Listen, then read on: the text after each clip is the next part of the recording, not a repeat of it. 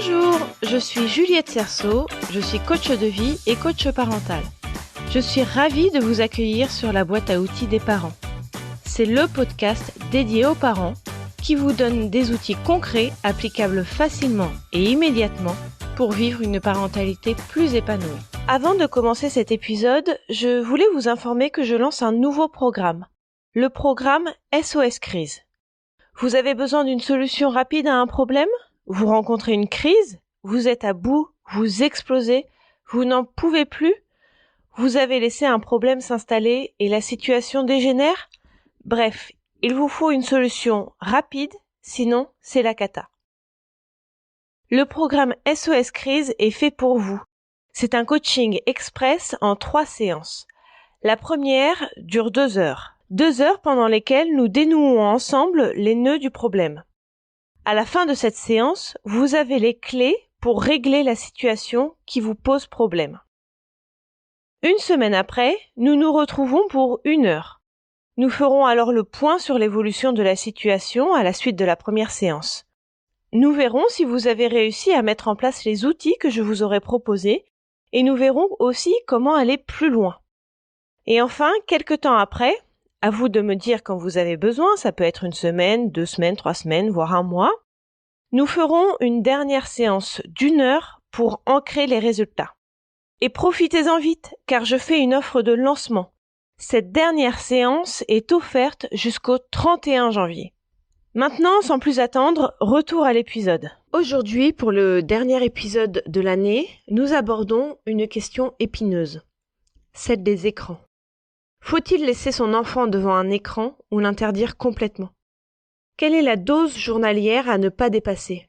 Et est-ce qu'il y en a une d'ailleurs ? Alors, avant de rentrer dans le vif du sujet, je voudrais préciser ce que j'entends par écran pour la suite de l'épisode. Écran désigne les écrans de télévision, que ce soit pour regarder la télé, un DVD, un Blu-ray ou pour faire un jeu vidéo. Ça désigne aussi les consoles de jeux vidéo portatives et les tablettes, ça désigne les téléphones portables et les ordinateurs. L'utilisation des écrans fait polémique dans notre société.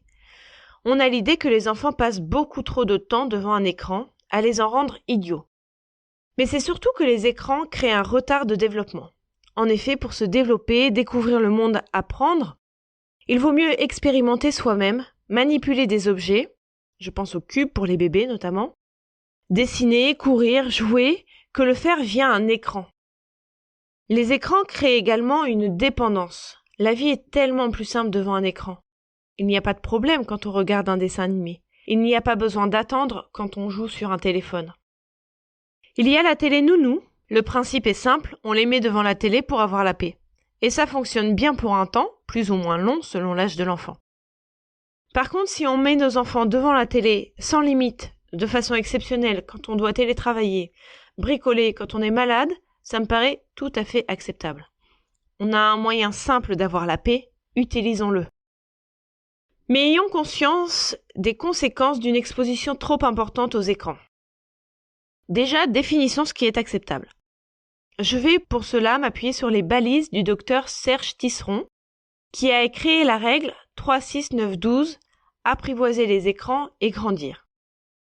Vous avez dû voir ces affichettes un peu partout, car elle a été reprise par l'AFPA, l'Association française des pédiatres en ambulatoire. Elle est dans toutes les salles d'attente des pédiatres, dans les écoles, les hôpitaux, les crèches, les relais d'assistantes maternelles, bref, dans tous les lieux qui accueillent des enfants.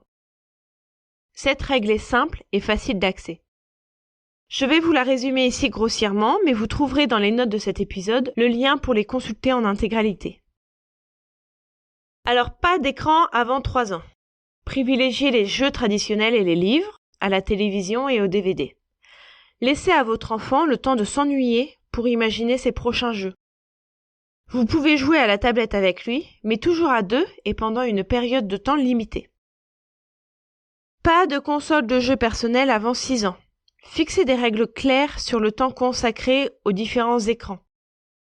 Veillez à respecter les âges indiqués par les programmes. La tablette, la télévision et l'ordinateur, c'est toujours dans le salon et jamais seul dans la chambre. Avant 9 ans, pas d'internet non accompagné.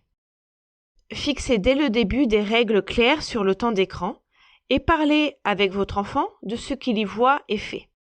La tablette, la télé et l'ordinateur, c'est encore dans le salon, pas dans la chambre. Paramétrez la console de jeu et les contrôles parentaux. Parlez à votre enfant du droit à l'intimité, du droit à l'image et des 3 principes d'Internet.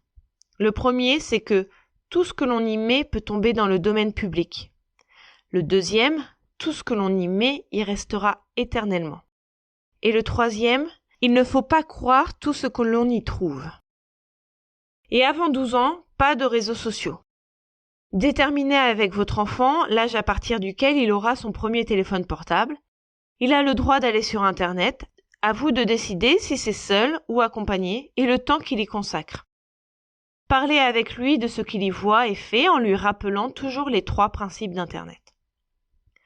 Ce message dit également qu'avant 9 ans, les écrans, c'est dans le salon, pas dans la chambre des enfants.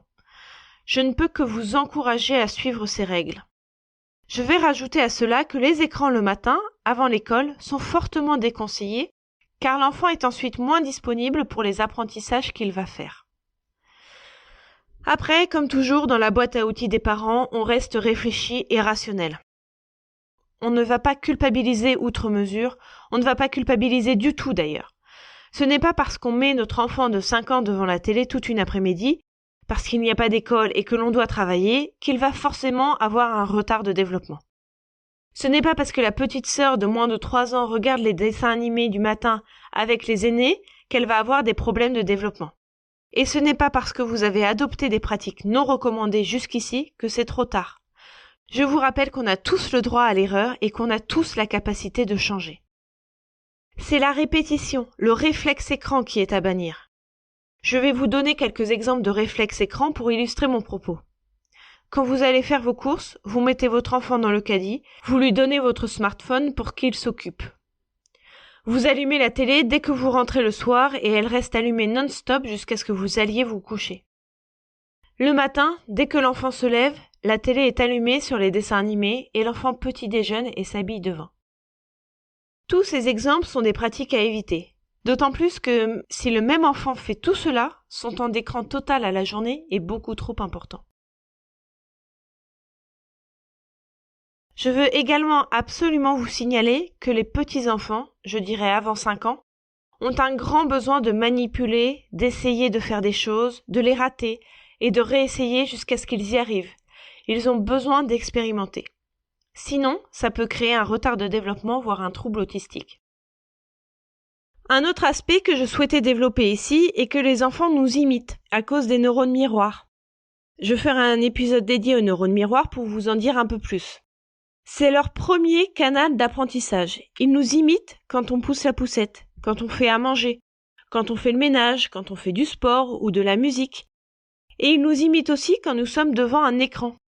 Ils se disent que si papa-maman passe du temps devant, ça doit bien être intéressant.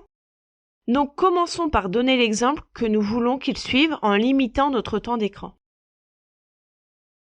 Je crois que le rapport que l'on a avec les écrans est propre à chacun. Par exemple, je me considère comme étant très peu écran. Je n'ai jamais eu de télé dans ma chambre étant petite et même aujourd'hui je la regarde très peu. Je regarde des films et des séries, mais pas la télé en tant que telle. Je suis sur les réseaux sociaux, quasiment uniquement pour mon activité professionnelle. Par contre, je passe ma journée devant un écran d'ordinateur et lors de mon temps libre. J'ai souvent le réflexe téléphone pour regarder la météo, mes mails, discuter avec une copine sur WhatsApp, prendre une photo. Bon, si je veux être honnête, il y a toujours une bonne raison pour prendre mon téléphone. D'autant plus depuis que j'utilise les réseaux sociaux à des fins professionnelles. Mais la télé est allumée uniquement quand on la regarde et jamais en bruit de fond. Si je veux un bruit de fond, je préfère la musique. Mais je sais que c'est très personnel et je ne vous l'impose absolument pas, évidemment. Je veux juste vous donner un exemple de quelqu'un qui, hors activité professionnelle, passe relativement peu de temps devant un écran. Pour le réflexe téléphone, j'ai bien conscience que du coup, quand je suis sur mon téléphone, je ne suis pas avec mes enfants. Quand je fais ça, quand mes enfants sont à côté. Et je trouve que c'est du temps de perdu avec eux. Donc j'essaye de me discipliner en me posant sur mon téléphone dans une autre pièce, par exemple. Mais je me fais souvent rattraper par la patrouille, car mes enfants vont me demander le téléphone pour regarder la météo, mettre de la musique, avoir la lampe torche, jouer avec le chronomètre, peu importe.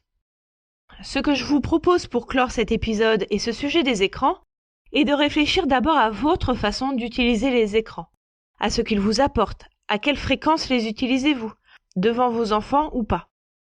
Et ensuite à réfléchir à ce que vous voulez pour vos enfants. Selon l'âge de vos enfants, mais en réalité même s'ils sont très jeunes, vous pourrez en discuter avec eux en leur posant les mêmes questions, adaptées à l'âge de l'enfant. Vous pourrez ainsi définir ensemble les règles et les exceptions. Je vais de nouveau vous donner mon exemple, pas pour que je me sente supérieure à vous évidemment, mais pour vous donner un exemple de ce qu'il est possible de faire. Nous avons décidé avec mon conjoint de ne plus laisser regarder la télé à nos enfants les jours d'école. Nous l'avons expliqué à nos enfants et nous leur avons demandé ce qu'ils en pensaient. Nous leur avons dit qu'à la place, ils pourraient jouer tout seuls ou entre eux, dessiner ou même jouer avec papa ou maman selon si nous sommes disponibles. Ils ont été d'accord et nous leur avons demandé, pour les jours sans école, qu'est-ce qu'ils en pensaient. Est-ce qu'ils préfèrent regarder la télé plus le matin ou plus l'après-midi? Résultat, après discussion, négociation et tractation, nous sommes arrivés à la règle selon laquelle mes enfants auraient droit à 30 minutes d'écran le matin, après le petit déjeuner, et 1 heure l'après-midi des jours sans école, lorsque nous sommes seuls à la maison. Alors évidemment, ça ne concerne que mon fils, puisque ma fille fait sa sieste à ce moment-là. Mon fils peut regarder la télé, un DVD, jouer à la tablette mais à certains jeux bien définis, ou à la console uniquement à son jeu. Papa ou maman resterait à côté de lui pendant tout ce temps, alors pas forcément juste à côté, mais pas loin.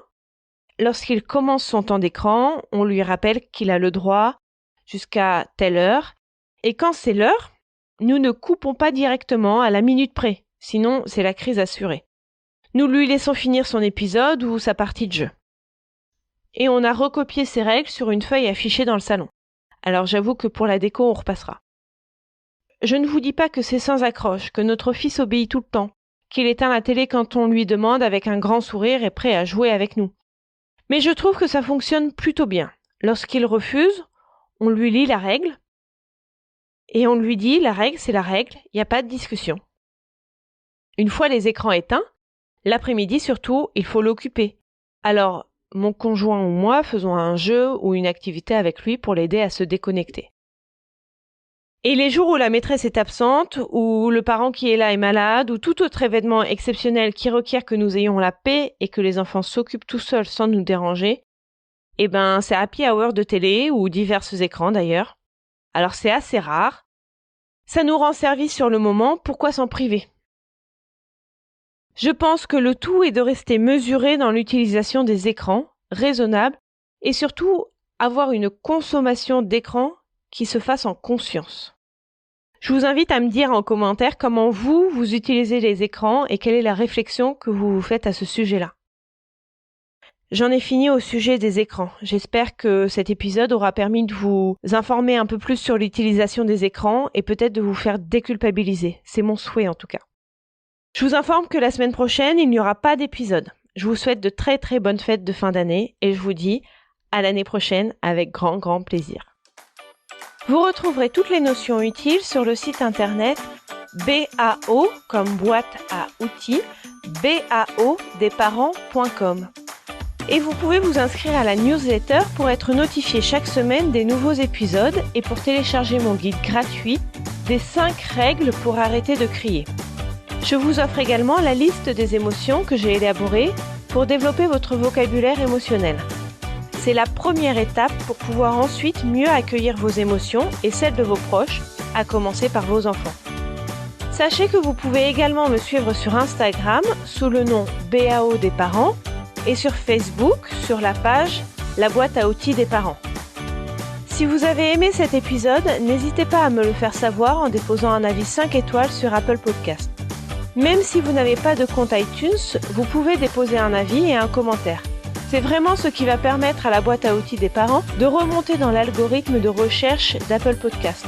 C'est donc le meilleur moyen de me soutenir et de permettre à d'autres auditeurs de retrouver ce podcast plus facilement. Enfin, sachez que si vous voulez vivre dès maintenant la vie à laquelle vous aspirez, je propose un accompagnement personnalisé, peu importe votre besoin. que ce soit dans votre vie familiale, votre vie professionnelle, dans votre vie personnelle ou même dans votre vie sentimentale. Vous trouverez toutes les informations sur le site baodelesprit.com. À mardi prochain!